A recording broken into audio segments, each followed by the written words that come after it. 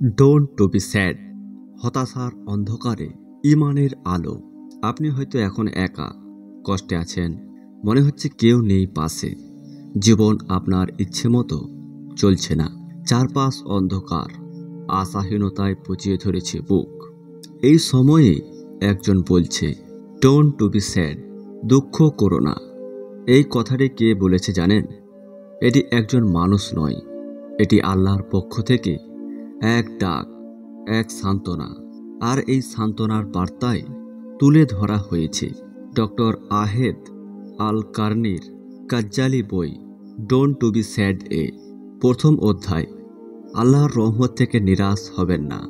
অনেক সময় আমরা এতটাই ভুল করে ফেলি বা এতটাই নিচে পড়ে যাই যে মনে হয় আল্লাহ হয়তো আর ক্ষমা করবেন না।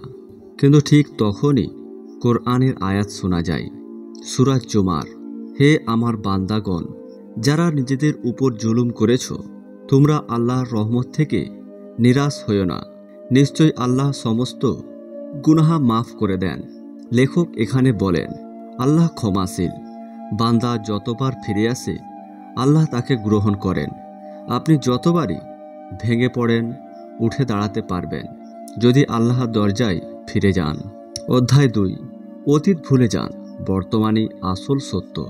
আপনি অতীত নিয়ে চিন্তিত, কিন্তু ভাই, আত্মগ্লানি, স্মৃতির ভার, হারানোর কষ্ট, এগুলো শুধু আপনার আজকে বেশিয়ে তুলে। নবীজি সাল্লাল্লাহু আলাইহি সাল্লাম বলেছেন, যদি সকালবেলা সুস্থ দেহে নিরাপদে এবং দিন চলার মতো রিজিক নিয়ে কেউ জেগে উঠে, তবে সে যেন সম্পূর্ণ দুনিয়ার মালিক। লেখক এই অধ্যায়ে বারবার বলেন, আজকের দিনটাই সব, অতীত আর আসবে না, ভবিষ্যৎ এখনো আসেনি। আপনি আজকে যদি সুন্দর করে কাটান তাহলে মন শান্ত হবে। অধ্যায় 3, কৃতজ্ঞতা হৃদয়কে শান্ত করে। কেন আপনি হতাশ হন? কারণ আপনি তাকিয়ে আছেন তাদের দিকে যাদের বেশি কিছু আছে, কিন্তু আপনি কি দেখেছেন তাদের যাদের আপনার চেয়েও কম আছে? হাদিস, নিজেদের চেয়ে নিচুদের দিকে তাকাও, যাতে তুমি আল্লাহর নেয়ামতের প্রতি কৃতজ্ঞত হতে পারো। ডক্টর কার্নি বলেন, যদি আপনার কাছে একটা ঘর, একটু ভাত, কিছু স্বাস্থ্য থাকে, আপনি পৃথিবীর সবচেয়ে সুখী মানুষদের একজন হতে পারেন। অধ্যায় 4, কষ্টের পরে আছে স্বস্তি, আল্লাহর অটল প্রতিশ্রুতি। সূরা ইনসিরাই, নিশ্চয়ই কষ্টের সঙ্গে রয়েছে স্বস্তি। আয়াতটির কোরআনের পরপর 2 বার এসেছে।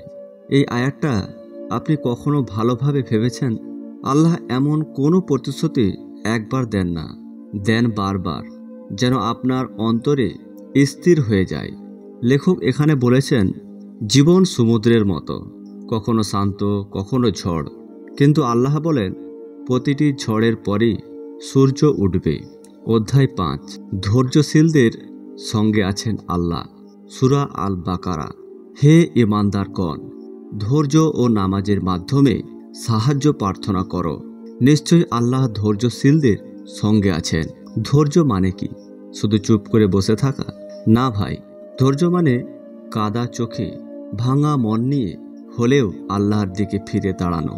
লেখক উদাহরণ দেন নবী আইয়ুব আলাইহিসসালাম এর, যিনি সব হারিয়েও বলেননি হায় আল্লাহ, বরং বলেছিলেন, আমি কষ্টে আছি আর আপনি তো পরম দয়ালু।